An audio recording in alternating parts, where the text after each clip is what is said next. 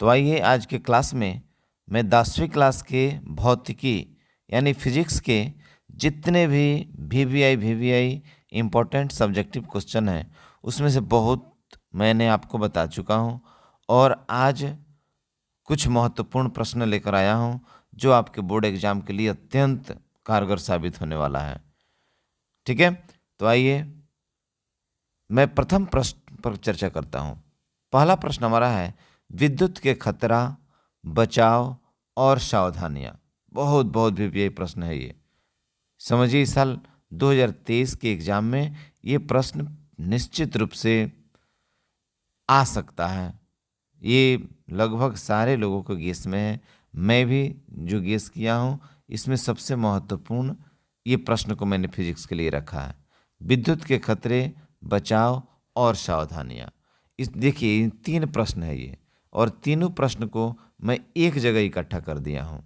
प्रश्न पूछ सकता है कि विद्युत से होने वाले खतरों को लिखें, या ऐसे प्रश्न दे देगा कि विद्युत के खतरों से बचाव के लिए आप कौन कौन से उपाय कर सकते हैं, या ऐसे भी पूछ देगा विद्युत के खतरों से बचने के लिए हम प्रमुख कौन कौन सी सावधानियां हैं। ये तीन प्रश्न आपका पूछेगा और तीनों प्रश्नों को मैं एक साथ इकट्ठा करके इतना पॉइंट एकत्रित कर दिया हूं कि कुछ भी तो आपको याद रहेगा। 2 पॉइंट, 4 पॉइंट, 5 पॉइंट जो भी याद रहेगा अति लघुत्तरीय है, लघुत्तरीय है, दीर्घोत्तरीय है, जैसा प्रश्न आएगा वैसा आप उत्तर दे सकते हैं। ये हमारे वीडियो को अंत तक पहले देख लीजिए, बड़ा ही रोचक, मज़ेदार, इंटरेस्टिंग ये चैप्टर होने वाला है। ये प्रश्न आपको बड़े रोचक ढंग से मैं बताऊंगा। आइए तो सबसे पहले देखें विद्युत से खतरा। विद्युत से कुछ प्रमुख खतरा इस प्रकार है। अब देखिए कौन कौन से खतरा है। सबसे पहला खतरा कि संयोजक विद्युतीय उपकरण या संयोजक तार में आग लग जाना, ये बहुत बड़ा खतरा है, आग लग जाना। दूसरा खतरा हो सकता है कि परिपथ में किसी कारणवश सीधे संपर्क हो जाने से विद्युत का झटका। ये दो प्रमुख खतरा है विद्युत से। अगला आगे है कि विद्युत खतरे के प्रमुख कारण, क्यों आखिर खतरा होता है। प्रश्न भी पूछ देगा कि विद्युत के खतरे का प्रमुख कारण क्या क्या हो सकता है। Main causes of electric hazards. ठीक है, इस पर हम गौर करेंगे। तो विद्युत के खतरा के प्रमुख कारण देखिए कितना पॉइंट में बनाया हूं, एक एक पॉइंट पर चर्चा करते हैं। संयोजक तार का ढीला या गलत संयोजन।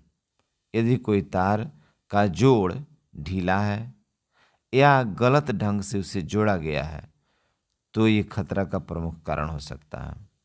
दूसरा, दोषपूर्ण स्विच व्यवस्था। यदि स्विच को जोड़ रहे हैं आप, स्विच को इधर उधर जोड़ दिए, बेहतर ढंग से उसको नहीं जोड़ पाए, कोई तार मान लीजिए कि गर्म तार ठंडा में, ठंडा तार गर्म में, ऐसे हो सकता है कि बेहतर ढंग से आप उसका संयोजन नहीं कर सके हैं तो वो स्विच आप खतरा का घंटी बन सकता है। स्विच को ऑन ऑफ करते समय उसमें से आग निकल सकता है, आपको झटका दे सकता है।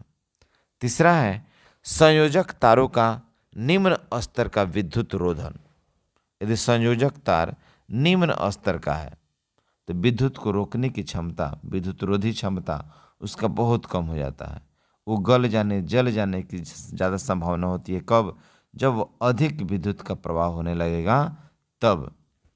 चौथा है संयोजक तारों का पुराना हो जाए। जब भी तार ज़्यादा पुराना हो जाए उसे कोशिश करना चाहिए चेंज करके नया लगवा दें। पांचवा है सही वायरिंग का नहीं होना। किसी भी मिस्त्री को लाकर आप घर का वायरिंग करा लेते हैं, वो जो जानता है वो कर देता है, बेचारा, उसका भी गलती नहीं है।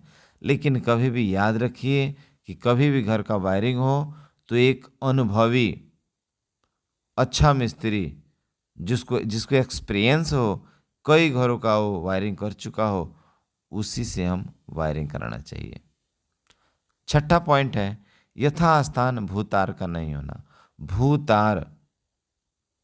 भूतार जिस स्थान पर होना चाहिए उस स्थान पर यदि नहीं होगा तो भी विद्युत का खतरा हो सकता है। सातवां पॉइंट है दोषपूर्ण उपकरणों का उपयोग। ऐसा उपकरण आप लगा रहे हैं जो सस्ती हो। दुकानदार अपने स्वयं के पैसा कमाने के लिए आपको सस्ता सामान दे देता है, लोकल सामान दे देता है, जो कि वो विद्युत का सबसे बड़ा खतरा हो सकता है। विद्युत अपने घरों में सप्लाई कर रहे हैं, लगा रहे हैं, तो निश्चित रूप से जो भी मटेरियल खरीदिए ब्रांडेड खरीदिए, बढ़िया खरीदिए। थोड़ा महंगा पड़ेगा, उससे क्या हो गया, लेकिन बढ़िया सामान खरीदिए। 8वां पॉइंट है उपकरणों या परिपथ को गलत तरीके से हैंडल करना। कोई भी उपकरण है, परिपथ है, यदि गलत ढंग से उसका उपयोग कर रहे हैं तो खतरा हो सकता है। अगला पॉइंट है अति भारण, ओवरलोडिंग। यदि कोई परिपथ है, तार है, यदि क्या कहते हैं उसको कि पावर कम है, उसका लोकल तार है और उससे होकर ज़्यादा विद्युत का प्रवाह होना शुरू हो जाएगा तो विद्युत का खतरा तो होगा ही। 10वां पॉइंट हमारा है सप्लाई वोल्टेज में एकाएक अधिक परिवर्तन। वोल्टेज बहुत कम है, एकाएक वृद्धि हो जा रही है, फिर कम हो जा रहा है, फिर ज़्यादा हो जा रहा है। ऐसा करने से तार नष्ट हो जाने की पूरी संभावना होती है। ठीक है, इसको देख लीजिएगा। 11 नंबर पॉइंट है सही क्षमता के संयोजन तार का उपयोग नहीं किया जाना। कि जो आप तार लगाए हैं कि उसका सही क्षमता नहीं है, अच्छा क्षमता नहीं है, तो क्या हो जाएगा, खतरा होगा। और 12 नंबर कारण हम बनाए हैं लघु पतन, शॉर्ट सर्किट। शॉर्ट सर्किट के कारण मानते हैं कि गर्म तार ठंडा में सट गया, ठंडा तार गर्म में सट गया, उस स्थिति में शॉर्ट सर्किट होता है, लघु पतन होता है और आग लगने की संभावना अधिक होती है। ये 12 पॉइंट मैंने बताया, कौन सी, विद्युत के खतरे का कारण। ये 12 पॉइंट, ये जरूरी नहीं कि 12 पॉइंट आप एग्जाम में लिखेंगे, ये आवश्यक नहीं है। कम से कम 5 या 6 पॉइंट आपको याद होना चाहिए। तो ये 12 पॉइंट देख लीजिए, आपको इसमें से 5, 6, 7 निश्चित रूप से याद आ ही जाएगा एग्जाम के समय में, या यदि मन से इस वीडियो को देखेंगे तो 12 पॉइंट आपके दिमाग में स्थिर हो जाएगा। और बचाव और सावधानियाँ, विद्युत से बचाव और सावधानी, इसमें भी मैंने बहुत से पॉइंट बना दिया है।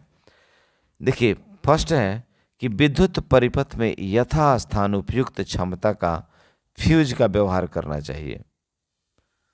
घरों में अब विद्युत परिपथ यूज कर रहे हैं, आपके घर में विद्युत है, तो निश्चित रूप से उपयुक्त क्षमता का फ्यूज का इस्तेमाल करना चाहिए।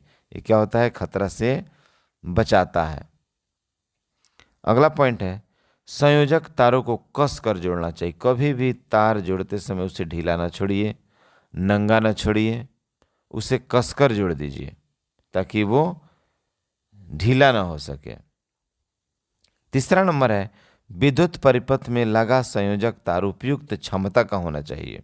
मैंने पहले ही बताया कि उसका कैपेसिटी, उसका क्षमता बेहतर हो, बढ़िया तार हो, तभी जाकर खतरा से आप सुरक्षित हो सकते हैं।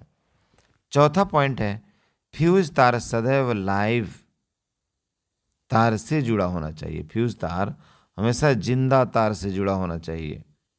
ठीक है। 5वां पॉइंट फ्यूज तार को सही क्षमता का होना चाहिए। 6ठा पॉइंट है फ्यूज तार अधिक संख्या में होना चाहिए। जितना फ्यूजर में अधिक तार होगा उसका क्या कहते हैं क्षमता अधिक होगा, उतना ही क्या कहते हैं आपके घरों में होने वाले खतरों को वो आसानी से रोक सकता है।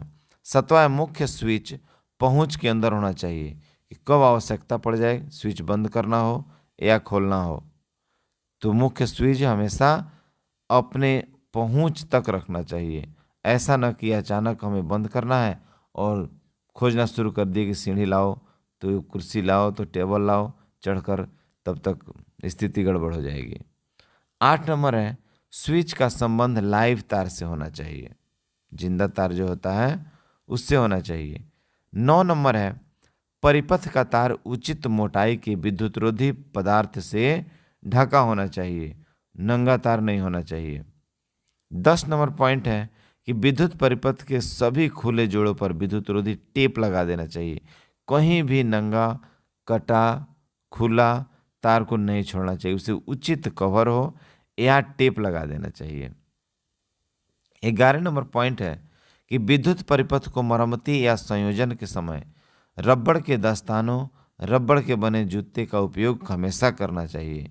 बिना दस्ताना के, बिना जूता के आप कभी भी विद्युत का कार्य न करें। क्या जी, गलत कह रहे हैं? 12 नंबर पॉइंट है कि विद्युत परिपथ में मरम्मत के समय प्रयोग में लाए जाने वाले औजार जैसे पेचकस, टेस्टर, पिलास जिसे कहते हैं आदि का उपयुक्त विद्युत रोधी आवरण से ढका होना चाहिए। जिस पेचकस से, जिस टेस्टर से, जिस पिलास से आप कार्य करना चाहिए वो भी खुला नहीं होना चाहिए, वो भी कवर से ढका होना चाहिए, विद्युत रोधी कवर। 13 नंबर है कि समय समय पर पुराने संयोजक तारों को बदलते रहना चाहिए। जब भी आपको सस्पिशन हो, शक हो कि ये तार मेरा अब काम लायक नहीं रह गया है, पुरान हो गया है, तो खतरा होने के पहले ही उस तार को आप क्या कर दीजिए, बदल दीजिए। 14 नंबर है भू तार का प्रयोग अवश्य करना चाहिए। भू तार का प्रयोग अवश्य करना चाहिए। ठीक है, ये 14 पॉइंट हुआ सावधानियां के लिए। दूसरा प्रश्न हमारा है कि विद्युत मोटर में विभक्त वलय का क्या कार्य है। विद्युत मोटर में जो वलय है उसका काम क्या है? तो विद्युत वलय देखिए, यहाँ विभक्त वलय प्रत्येक आधे घूर्णन के बाद जब आधा चक्र घूमता है तो मोटर की कुंडली में बहती धारा की दिशा को क्या करता है, परिवर्तित करता है। इससे आर्मेचर की भुजा पर लगते बल को दिशा भी प्रत्येक आधे घूर्णन के बाद परिवर्तित होती है। इसे कुंडली या आर्मेचर एक ही दिशा में घूर्णन कर सकता है। क्लियर? तीसरा प्रश्न है कि किसी कुंडली में विद्युत धारा प्रेरित करने के विभिन्न तरीका बताइए। किसी भी कुंडली में विद्युत धारा को प्रेरित करना है तो आप कौन कौन से तरीके अपनाएंगे? देखिए, मैंने 5 तरीका बताया हूं। कि पहला तरीका है कि बंद कुंडली के पास चुंबक को गतिशील करके, चुंबक के पास बंद कुंडली को गोल करके, कुंडली तथा चुंबक में आपेक्षिक गति करके, ठीक है, बंद कुंडली के पास धारावाही परिनालिका के आपेक्षित गति से, और 5वां है कुंडली के पास आवेश को गतिशील करके। ये 5 पॉइंट जो है, ये पांचों पॉइंट कौन सी का है? ये 5 पॉइंट है कुंडली में विद्युत धारा प्रेरित करने के तरीके। ठीक है, अगला प्रश्न हमारा है कुछ ऐसी युक्ति के नाम बतावें जिनमें विद्युत मोटर का उपयोग किया जाता है। विद्युत मोटर में किसका किसका उपयोग किया जाता है? देखिए, विद्युत मोटर का उपयोग, कुछ ऐसी युक्ति का नाम दे जिनमें विद्युत मोटर का उपयोग होता है। तो विद्युत मोटर का उपयोग किस में होता है? देखिए, विद्युत पंखा में। कौन सी में होता है? विद्युत पंखा में। विद्युत पंखा में, जनरेटर में, वॉशिंग मशीन में, रेफ्रिजरेटर में जिसे फ्रिज भी कहते हैं, विद्युत मिश्रकों में, कंप्यूटर सेट में, कौन में?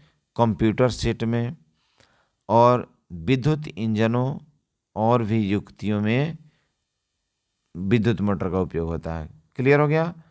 ये प्रश्न कंप्लीट कर लीजिए आप। ये चारों प्रश्न में से कोई ना कोई प्रश्न आपके बोर्ड एग्जाम में निश्चित रहे। चारों के चार अत्यंत वीवीआई प्रश्न हैं।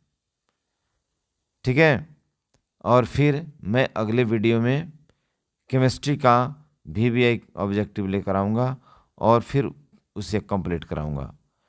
एग्ज़ाम आपका बहुत करीब है, अब समय नहीं है, तब लगभग केवल गेस क्वेश्चन, जितने महत्वपूर्ण प्रश्न हैं उस पर हमें अधिक ध्यान देने की आवश्यकता है। ठीक है, तब तक नेक्स्ट वीडियो के वेट कीजिए।